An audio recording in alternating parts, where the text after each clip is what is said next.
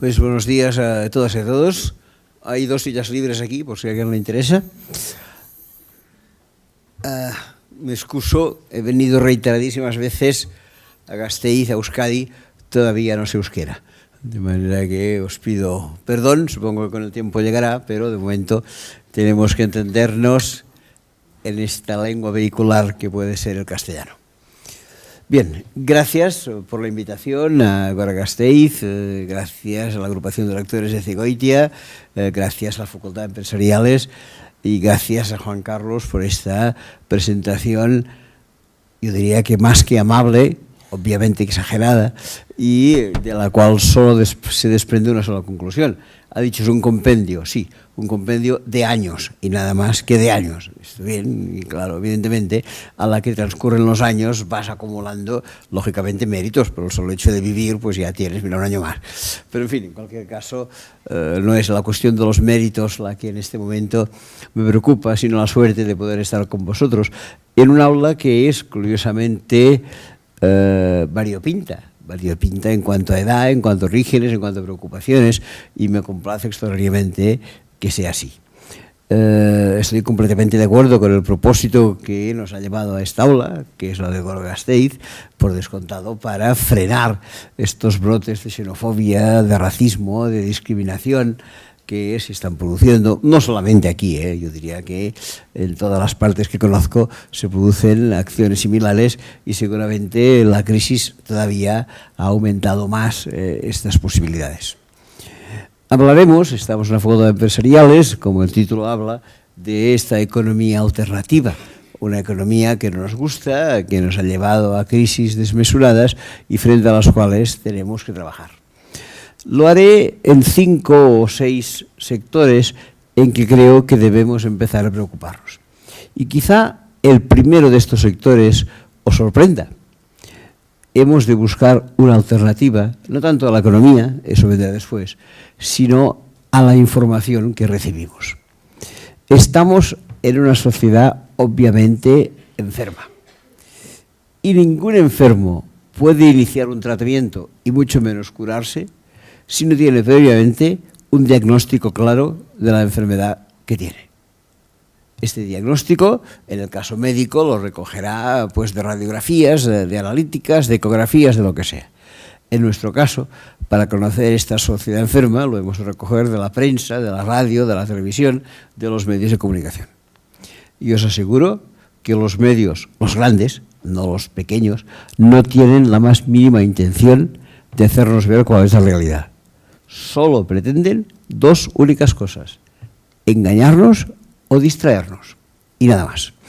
Y por tanto, lo primero que vamos a hacer es estar atentos a cuál es la realidad, porque si no conocemos el mundo que nos envuelve, difícilmente podremos reaccionar como se merece.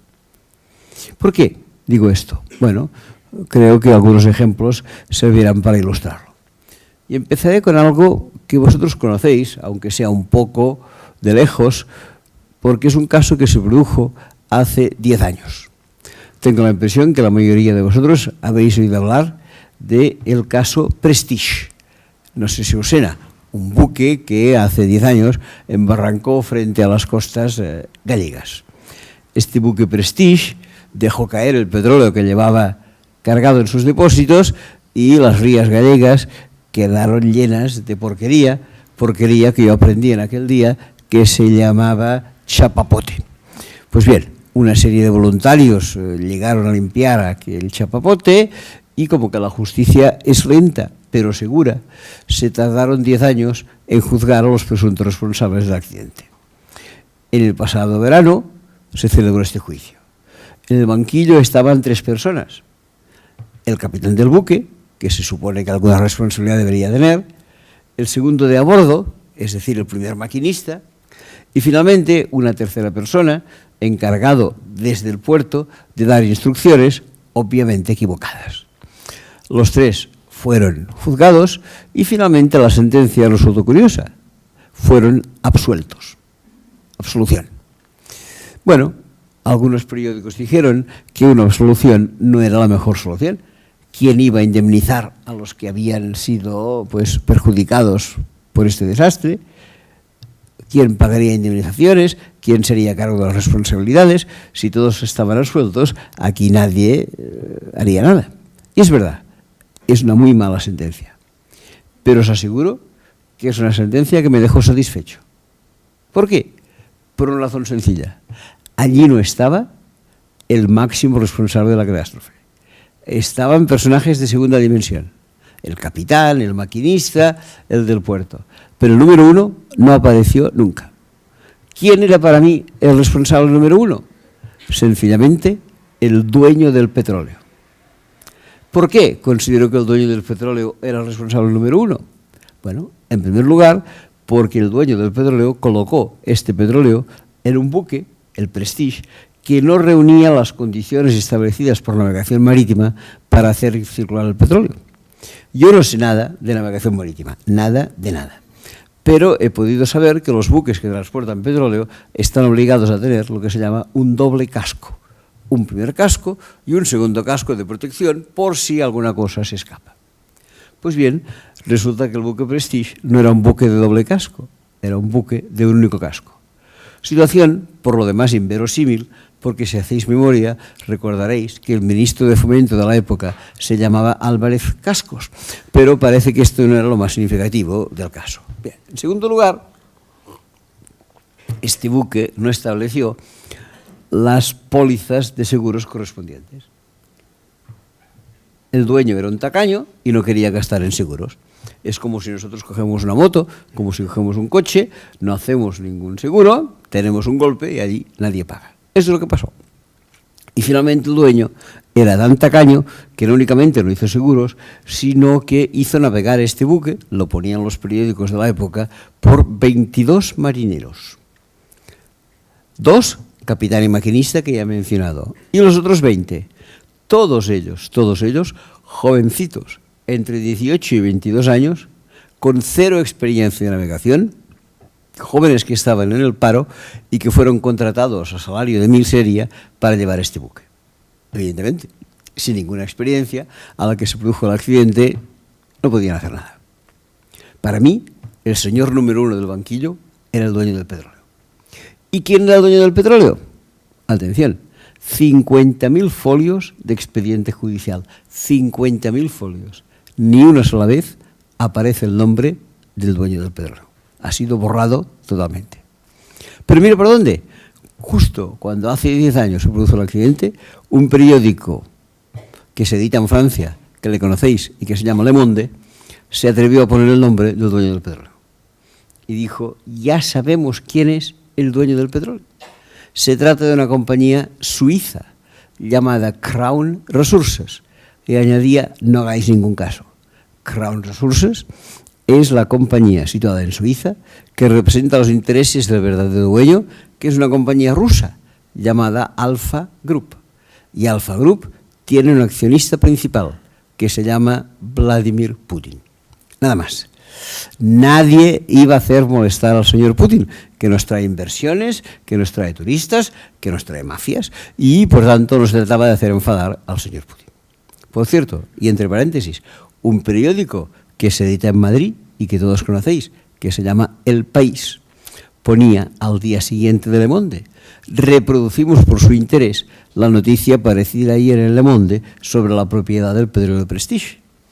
¿Qué decía El País? Que el petróleo era de una compañía suiza, que era la tapadera de una compañía rusa que se llamaba Alfa Group. Punto final. Ni una sola mención a quién era el accionista de Alfa Group.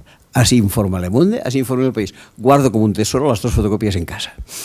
Bien, no sabemos nada de nada de nada. ¿Y por qué no sabemos nada de nada? Bueno, porque como he dicho hace un momento, los medios o bien intentan engañarnos o bien intentan distraernos.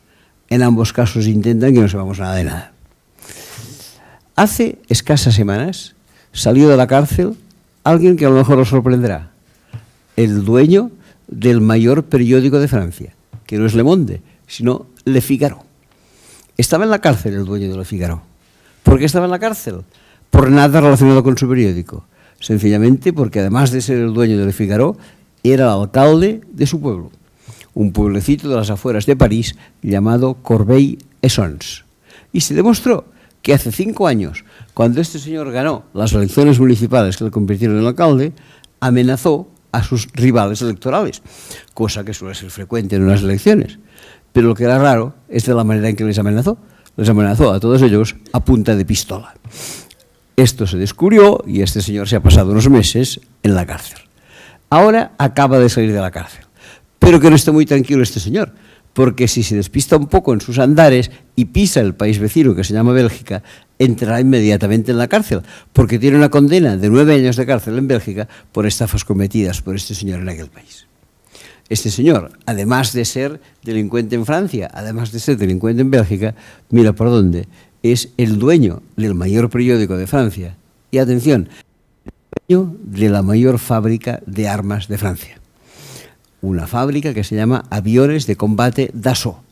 El dueño de los aviones Dassault es este señor. Démonos cuenta un poco de la panorámica. Déjame que ponga una pequeña nota al margen. El señor Dassault tenía un padre, la gente suele tener un padre, y este padre era también dueño de los aviones Dassault. Se hizo muy rico con estos aviones. Tan rico se hizo que el hombre acabó haciendo lo que hacen algunos ricos, que se llama mecenazgo. Hizo de mecenas. Y uno de los beneficiarios de su mecenazgo fue un joven francés al cual el padre Dassault le pagó los estudios, los posgrados, las estancias de perfeccionamiento en el extranjero, los primeros trabajillos que el hombre encontró al regresar a Francia. Y después de haberle ayudado debidamente, le dijo, bueno, ahora ya te dejo vía libre, es el momento en que puedes espabilarte, gánate bien la vida, procura ocupar puestos de responsabilidad, a ver si después puedes compensarme y devolverme alguno de los favores prestados. Estoy convencido que este jovencillo le ha devuelto más de 1, más de 2 y más de 10 favores prestados, porque este jovencillo hoy en día no es un jovencillo, es un anciano jubilado que se llama Jacques Chirac y que ha sido durante 7 años presidente de Francia. Así están las cosas. Estos son los dueños de los medios. Estos manipulan toda la información, absolutamente toda. No sigamos con los dueños, porque hay otros temas económicos que tratar, pero déjame decir una sola cosa. Además de los dueños que manipulan por todas las influencias políticas que tienen, otros que influyen son los anunciantes. Los anunciantes también tienen algo que decir en el momento en que los periódicos, las radios o las televisiones informan. Hace un tiempo, esto que estoy explicando lo viví en carne propia. Me encontraba de viaje en Buenos Aires y un periódico de la ciudad llamado Página 12, que en aquel tiempo tenía fama de ser el más progresista, ya me di cuenta que no, me invitó. Y un periodista me llamó diciendo, bueno, vente por aquí, te haremos una pequeña entrevista aprovechando que estás de paso. Cuando a la mañana siguiente me dirigí a la sede del periódico para la entrevista, me llamó el periodista y me dijo, no hace falta que vengas, la entrevista ha quedado anulada. ¿Por qué ha quedado anulada? ¿Ah? Órdenes del director. Muy bien. ¿Y por qué el director ha anulado la entrevista?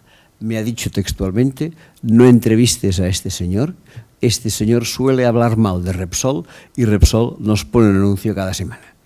Esta es la libertad de expresión. Pero no hace falta ir tan lejos. Seguramente todos habéis oído hablar de este tema llamado el tema de las